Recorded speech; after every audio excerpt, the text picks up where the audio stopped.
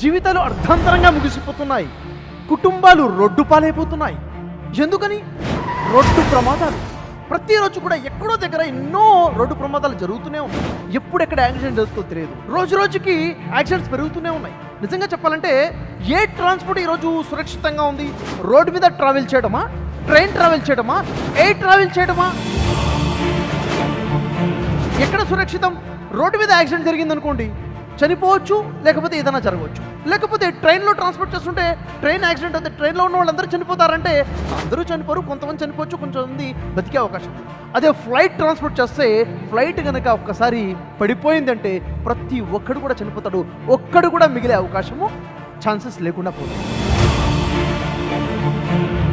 అయితే రిస్క్ ఏదంటే ఫ్లైట్లో ట్రావెల్ చేయడమే ఎయిర్ ట్రాన్స్పోర్ట్ అనిపిస్తుంది. కానీ అసలు విషయం ఏంటో తెలుసా? సేఫెస్ట్ ట్రాన్స్పోర్ట్ ఏదైనా ఉందంటే ఫ్లైట్ ట్రాన్స్పోర్ట్, ఎయిర్ ట్రాన్స్పోర్ట్. ఎందుకంటే 25,20,000 ఫ్లైట్లు ఫ్లై అయితే ఏదో ఒక ఫ్లైట్ మాత్రమే యాక్సిడెంట్కి గురవుతుంది. అంటే చాలా అరుదు అని చెప్పాలి. ఎయిర్ ట్రాన్స్పోర్ట్ ఇంత సక్సెస్ఫుల్ ఎలా అయింది, ఇంత సేఫ్ మోడ్లో ఎలా రాగలిగింది అంటే దానికో కారణం ఉంది. అదేంటంటే black box thinking. Black box అనేది ప్రతి ఫ్లైట్లో కూడాను ఒక బాక్స్ని అరేంజ్ చేస్తారు. బ్లాక్ బాక్స్ అంటారు దాన్ని. ఆ బాక్స్ పని ఏంటంటే ఫ్లైట్లో జరుగుతున్న ప్రతిదీ కూడా రికార్డ్ అవుతుంది. ఎంత ఎత్తులో ఎగురుతుంది, ఎంత వేగంగా వెళ్తుంది, ఏ టైంలో ఏం జరుగుతుంది, లోపల క్యాబిన్లో పైలట్స్ ఏం మాట్లాడుకున్నారు, అక్కడ జరుగుతున్న డిస్కషన్స్ ఏంటి, ప్రతిదీ కూడా రికార్డ్ అవుతుంది అక్కడ. మరి ఈ తరుణంలో ఒకవేళ ఫ్లైట్ ఎక్కడైనా క్రాష్ అయినా కానీ, ఫ్లైట్ ఎక్కడ సముద్రంలో పడిపోయినా కానీ, మొత్తం కాలిపోయినా కానీ ఆ బ్లాక్ బాక్స్ ఏదైతే ఉందో అది కాలిపోతూ సముద్రంలో పడిపోయి ఎన్ని రోజులు ఉన్నా కానీ అది ఖరాబ్ కాదు. ఫ్లైట్ మొత్తం బూడిదైపోయినా కానీ ఆ బాక్స్ సేఫ్గా ఉంటుంది. ఆ తర్వాత ఎప్పుడైతే వెలికి తీస్తారో దాని ఆధారంగా యాక్సిడెంట్ ఎందుకైంది, ఎర్రర్ ఎక్కడ వచ్చింది, లోపం ఏం జరిగింది కంప్లీట్గా దాంట్లో తెలుస్తుంది. దాన్ని తెలుసుకొని ఇలాంటి లోపం జరగకుండా ఉండాలంటే ఏం చేయాలి? కరెక్షన్ చేసుకుంటూ వచ్చారు. కాబట్టి ఈరోజు ఇంత సక్సెస్ఫుల్గా సేఫ్ మోడ్ ట్రాన్స్పోర్ట్ ఎయిర్ ట్రాన్స్పోర్ట్గా మారింది. ఎయిర్ ట్రాన్స్పోర్ట్ ఎలా సక్సెస్ అయింది? ఇక్కడ ఏం జరిగింది అంటే ఇక్కడ జరిగిన ప్రతి తప్పును కూడాను రికార్డ్ చేయడం, ప్రతి తప్పును కూడా పసిగట్టడం, జరిగిన తప్పుని కరెక్షన్ చేసుకుంటూ ముందుకు రావడం. ఒకసారి ఒక తప్పు జరిగిందంటే అదే తప్పు మళ్ళీ జరగకుండా చేసుకోవడమే ఈ బ్లాక్ బాక్స్ థియరీ అనమాట. ఇదే నిజంగా చెప్పాలంటే లీడర్షిప్ క్వాలిటీస్లో క్వాలిటీ కూడాను. ఒకసారి ఒక తప్పు చేసామంటే ఆ తప్పు మళ్ళీ చేయకుండా కరెక్షన్ చేసుకుంటూ ముందుకు వెళ్ళడమే.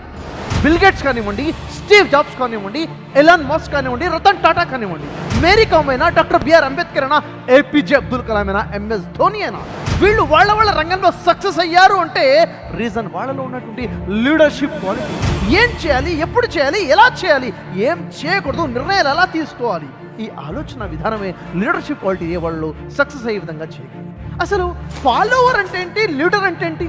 ఫాలోవర్ మైండ్ సెట్ ఏంటి, లీడర్షిప్ మైండ్ సెట్ ఏంటి? లైఫ్లో ఒకసారి ఫెయిల్యూర్ వచ్చేసిందంటే ఫెయిల్యూర్ని ఎలా మేనేజ్ చేయాలి లీడర్కి తెలుస్తుంది. సక్సెస్ వచ్చింది, సక్సెస్ని ఎలా మేనేజ్ చేయాలి, సక్సెస్ని సరిగ్గా మేనేజ్ చేయకపోతే ఆ తర్వాత నుంచి ఓటమి రుచి చూడాల్సి వస్తుంది.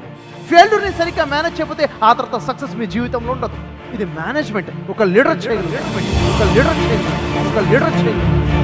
ఒక లీడర్ బాడీ లాంగ్వేజ్ ఎలా ఉండాలి, ఎదుటి వ్యక్తి బాడీ లాంగ్వేజ్ని ఎలా తెలుసుకోవాలి, ఎదుటి వ్యక్తి సైకాలజీని ఎలా స్టడీ చేయాలి, ఎదుటి వ్యక్తి మాట్లాడుతున్నాడంటే అతని హావభావాల ద్వారా, అతని చేతి కదలికల ద్వారా, అతని కంటి చూపుల ద్వారా, అతని శరీరం యొక్క పొజిషన్ ద్వారా అతని సైకాలజీని ఎలా పసిగట్టాలి, ఇది లీడర్కి ఉండేటువంటి అవగాహన.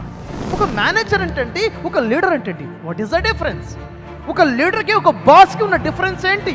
ఒక బాస్ లీడర్ కాదు, ఒక మేనేజర్ లీడర్ కాదు. Leadership is unique quality. ఆ లీడర్షిప్ క్వాలిటీస్ మనలో ఎప్పుడైతే వస్తాయో మనం కూడా ఉన్నత స్థాయిలో ఎదుగుతామో, మనం అనుకున్న లక్ష్యాన్ని మనం సాధించగలుగుతాం. 100 మందిలో 99 మందిలో ఉండాలనుకునేవాడు ఫాలోవర్. ఒక్క వ్యక్తిగా ఎదగాలి, ప్రజలందరినీ లీడ్ చేయగలగాలి, తను లీడ్ చేసుకుంటూ సమాజానికి ఉపయోగపడే విధంగా ఎదగాలి అనుకునేవాడే లీడర్షిప్.